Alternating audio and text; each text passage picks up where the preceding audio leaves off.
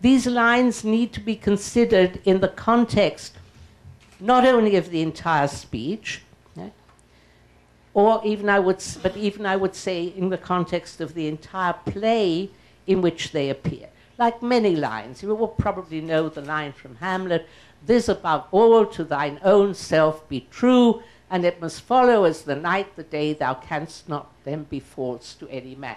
Very good. We used to write that in each other's memory, the albums one used to give to each other when one finished school and so forth, souvenir albums. But when you put that in the context of the entire play, and you see, and they're addressed to Laertes by his father Polonius, and you see how that plays out, right? How Laertes is being true to himself makes him, in fact, false to other people, right? Or if you take the famous speech by Jaques in As You Like It, right? All the world's a stage, and all the men and women merely players, right? And he gives a whole list of the ages of man, each one, as it were, more negative than the other, right? There isn't a single episode in life where the person is happy or positive, right? It's a very negative view of life. But immediately at the end of that speech, right, enter the hero Orlando, carrying his aged servant Adam in his arms. Where in Jaques' picture of the world does that occur? It doesn't. And therefore what we're seeing on the stage, just as we see throughout the action of Hamlet with Laertes, actually gives the lie to some of the lines, right? And I think we have here in the speech by Ulysses, right, something very similar. And I hope you'll bear with me while I analyze it. It's not an easy text. I would have liked you to have a copy of it in front of you, but that was already too much, right? The context is, of course, the Trojan War, which has been going on for years, right? And the need on the part of the Greeks to get the great warrior Achilles back onto the battlefield. Right? Now, an opportunity arises when the chivalrous Hector, a Trojan who was still sort of abiding by the old mode of chivalry, sends a challenge to the Greeks and says, all right, you send a champion and we'll have a duel, right? We'll fight in single combat, right? And, of course, they know that Achilles is known. How are they going to lure Achilles back to the battlefield? By choosing someone else, right? By choosing Ajax, who is referred to as that great ox of a man, right? And after Ajax has been chosen, all the leaders, and this is the Ulysses' idea, all the leaders of the Greeks file by the tent of Achilles, right? Sort of ignoring him, just a little word of welcome, shalom ubracha, something like that. Very courteous, but just ignoring him. And Achilles cannot understand what's happened. Right? And when Ulysses, the last one, comes by, he says, well, what am I? Am I not what I was before? Right? Why is everyone ignoring me? And then comes, yes, he says, what are my deeds forgot? Right? And in response, Ulysses, who's actually thought up this whole scheme, delivers a speech, a kind of homily or meditation on two themes that greatly exercised Shakespeare and his contemporaries: honor and time. Time, transience, mutability. And now let's have a look at this speech. Right? Is someone scrolling it up as I go? Time hath my lord a wallet at his back, wherein he puts alms for oblivion, a great-sized monster of ingratitudes. Those scraps are good deeds past, which are devoured as fast as they are made, forgot as soon as done. Right? So we have her here in the first instance, a personification of time as a beggar with a wallet at his back, into which he puts alms, right, which is food or money given by way of charity, right? But they are alms for oblivion, right? They will be forgotten. Right? a great-sized monster of ingratitude, right? That's not thankful for it. Okay? Those scraps, the arms are scraps, right? Scraps of food.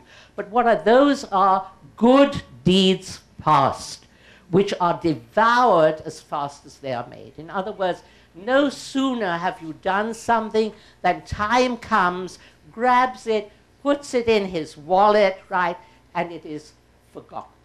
Right? Now come my lines, right? Perseverance, dear my lord, keeps honor bright.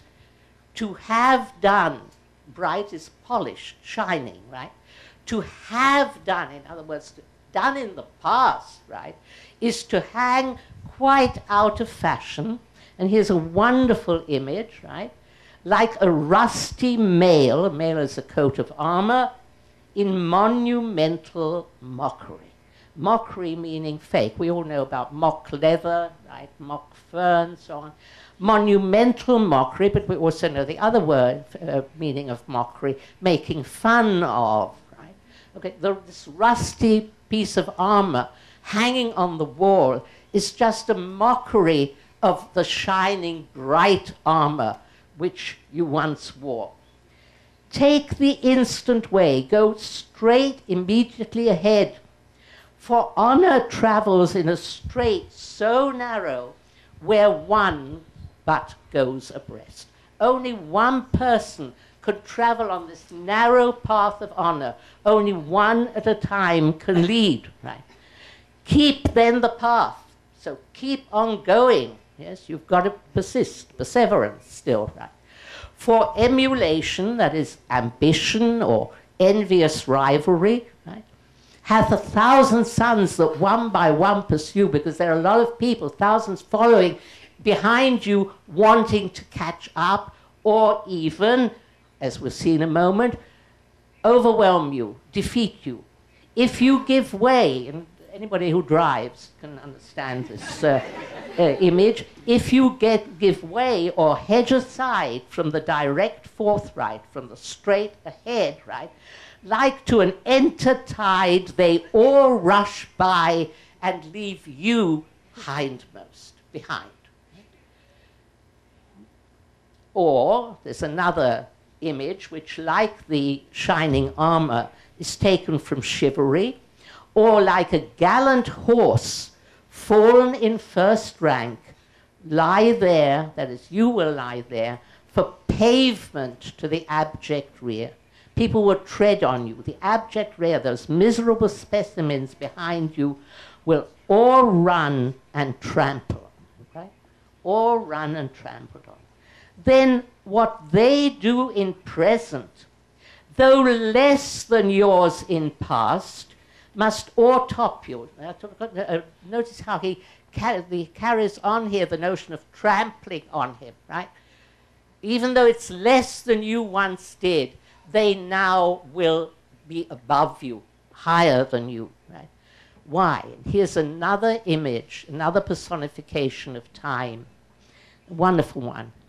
For time is like a fashionable host that slightly shakes his parting guest by the hand, and with his arms outstretched as he would fly, grasps in the comer. Sure, so I've experienced that. Welcome ever smiles. In other words, the person who's being grasped in ever smiles, and farewell goes out sighing. That's it. You're finished. You're done. Time is like that fashionable host, only the new appeals, right? And now comes a very interesting little inset, a kind of elegy. Oh, let not virtue seek remuneration for the thing it was. For beauty, wit, high birth, vigor of bone, desert in service, love, friendship, charity, are subjects all to envious and calumniating time. Yes? Calumniating misrepresentation, which is intended to hurt another person's reputation. Right? Look at that list, right? That list of extraordinary virtues, right? of the good things, the positive things, even they are subject to the ravages of time. Why? One touch of nature makes the whole world kin, that all, with one consent, praise newborn gods, though they are made and moulded of things past, and give to dust that is a little guilt more laud than guilt or dust it.